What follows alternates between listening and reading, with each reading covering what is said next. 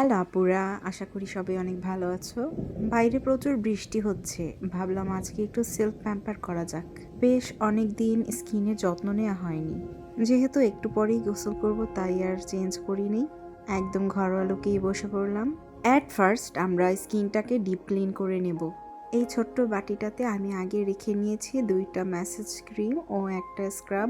একে একে খুব ভালোভাবে স্কিনটাকে ম্যাসেজ করতে হবে, খুবই জেন্টলি ম্যাসেজ করতে হবে স্কিনে। তোমরা দেখতেই পাচ্ছ আমি সার্কেল মোশনে স্কিনটাকে ভালোভাবে ম্যাসেজ করে নিয়েছি। এরপর একটা ফেসিয়াল টিস্যু দিয়ে স্কিনটাকে ভালোভাবে মুছে নিলাম। দেখো প্রথম ম্যাসেজে স্কিনটা কি সুন্দর ক্লিন হয়ে গেছে।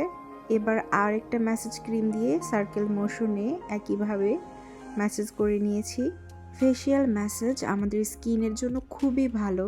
এটি আমাদের স্কিনের রক্ত সঞ্চালন বৃদ্ধি করে আর আমাদের মাংসপেশিকে একদম রিল্যাক্স করে। এরপরে another on for extra glow. আসলে অনেকগুলো কিট দিয়ে ম্যাসেজ করলে স্কিনটা অনেক রিল্যাক্স হয় আর স্কিনটা একদম গ্লো করে।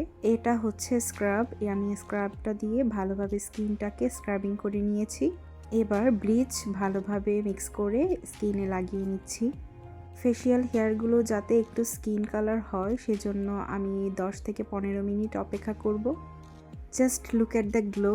এত সুন্দর একটা গ্লো এসেছে স্কিনে, সবাই দেখেই বুঝতে পারছো। ত্বকটা একদম সতেজ লাগছে। এবার একটা গ্লো কিট দিয়ে ভালোভাবে ম্যাসেজ করে নেব। এটা দিয়েও 4-5 মিনিটের মতো ভালোভাবে ম্যাসেজ করব। এই গ্লো কিটটা আমি সব ফেসিয়ালে ইউজ করি। এই যে দেখো স্কিনটা কীরকম গ্লো করছে।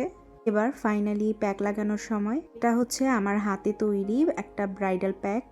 এটা হচ্ছে একদম বেস্ট একটা ব্রাইডাল প্যাক। এটা যদি শুধু গোলাপ জল মিক্স করেও লাগাও তাও স্কিনটা অনেক অনেক হেলদি থাকবে আর অনেক অনেক ব্রাইট হবে। বেশ অনেকক্ষণ ধরেই ওয়েট করছি, এত মোটা লেয়ার করে দিয়েছি।